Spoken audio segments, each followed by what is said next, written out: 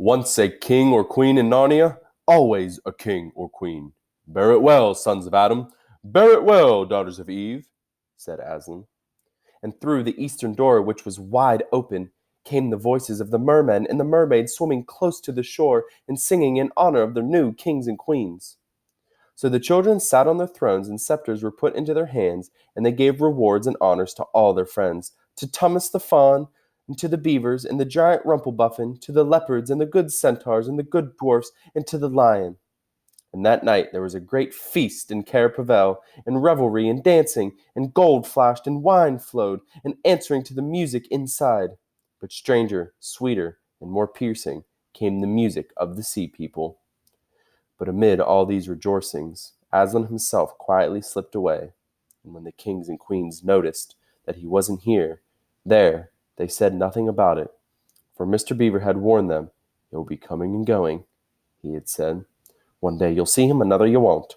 He doesn't like being tied down, and of course he has other countries to attend to. It's quite all right.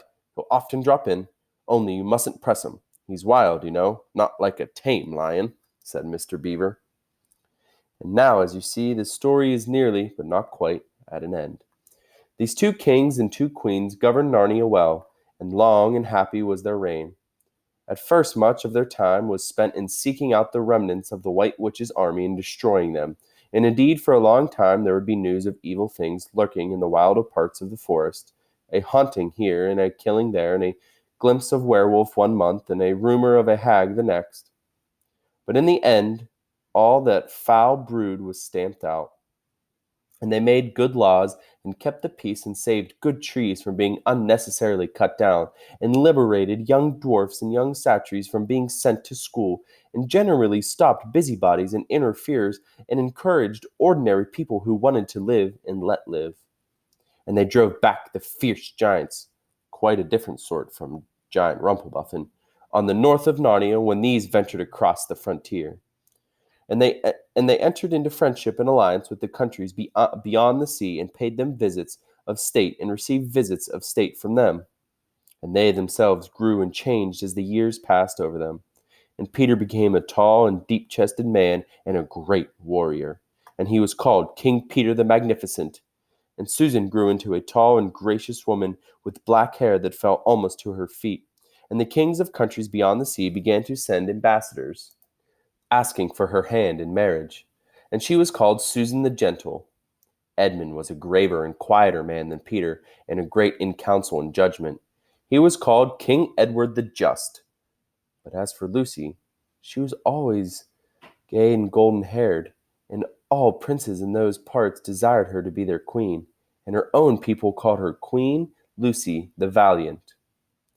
So they lived in great joy, and if ever they remembered their life in this world, it was only as one remembers a dream. In one year it fell out that Tummus, who was a middle-aged fawn by now and beginning to be stout, came down river and brought them news that the white stag had once more appeared in his parts. The white stag, who would give you wishes if you caught him.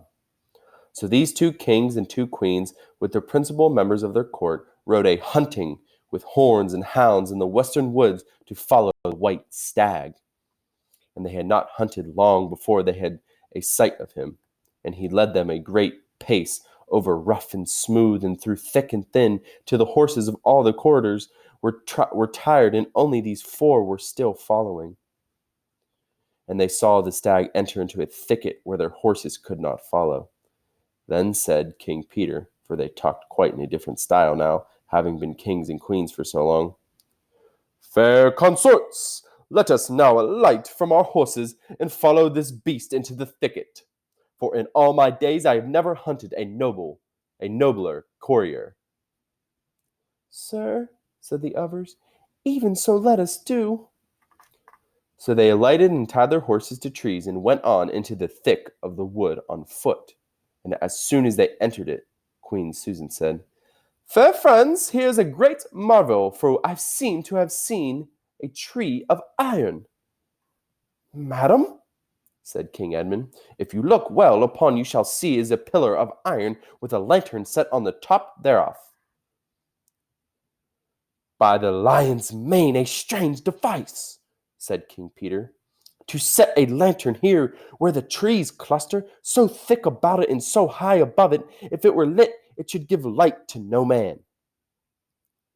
Sir, said Queen Lucy, by likelihood, when this post and lamp were set here, there were smaller trees in place, or fewer, or none. For this is a young wood, and the iron post is old. And they stood looking upon it. Then said King Edmund, I know not how it is, but this lamp on the post worketh upon me strangely. It runs in my mind that I have seen the like before, as if it were in a dream, or in the dream of a dream. Sir, answered they all, is it even so with us also? And more, said Queen Lucy, for it will not go out of my mind that if we pass this post and lantern, either we shall find strange adventures, or else some great change of our fortunes. Madam, said King Edmund, the like forbidding stirreth in my heart also. And in mine, fair brother, said King Peter. And in mine too, said Queen Susan. Wherefore, by my counsel, we shall lightly return to our horses and follow this white stag no further. Madam, said King Peter, therein I pray thee to have me excused, for never since we four were kings and queens in Narnia, we have set our hands to any high matter, as battles, quests, feasts of arms, acts of justice, and the like, and then given over, but always what we have taken in hand, the same we have achieved. Sister, said Queen Lucy, my royal brother speaks rightly, and it seems to me we should be shamed for any fearing or forbidding we turn back from following so noble a beast as now we have in chase. And so I say I, said King Edmund, and I have such desire to find the signification of this thing that I would not by my good will turn back for the richest jewel in all Narnia and all the islands. Then, in the name of Aslan, said Queen Susan, if ye will have it so, let us go on and take the adventure that shall fall to us. So these kings and queens entered the thicket, and before they had gone a score of paces, they all remembered that the thing they had seen was called a lamp-post. And before they had gone 20 more, they noticed that they were making their way through branches, but through coats. The next moment they all came tumbling out of a wardrobe door into the empty room, and they were no longer kings and queens in their hunting array, but just Peter, Susan, Edmund, and Lucy in their old clothes. It was the same day and the same hour of the day on which they had all gone into the wardrobe to hide. Mrs. Macready and the visitors were still talking in the passage, but luckily they never came into the empty room, and so the children weren't caught. And that would have been the very end of the story if it hadn't been for that they felt they really must explain to the professor why 4 of the coats of his wardrobe were missing. And the professor, who is a very remarkable man, didn't tell them not to be silly or to not tell lies, but believe the whole story.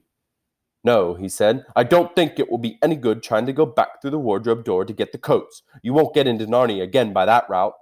Nor would the coats be much use by now if you did, eh? What's that, yes? Of course, you'll get back to Narnia again someday. Once a king in Narnia, always a king in Narnia. But don't go trying to use the same route twice. Indeed, don't try to get there at all. It'll happen when you're not looking for it.